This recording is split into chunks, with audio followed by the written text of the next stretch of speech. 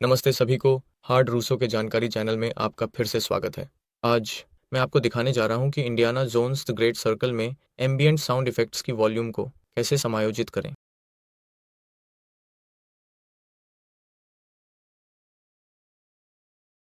तो जैसा कि आप देख सकते हैं, मैं मुख्य मेनू को पढ़ रहा हूँ। मैं ऑप्शंस टैब पर जा रहा हूँ।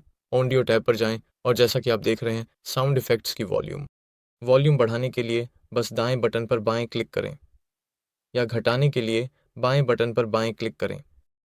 ये बच गया। और बस इतना ही। इस वीडियो को देखने के लिए धन्यवाद।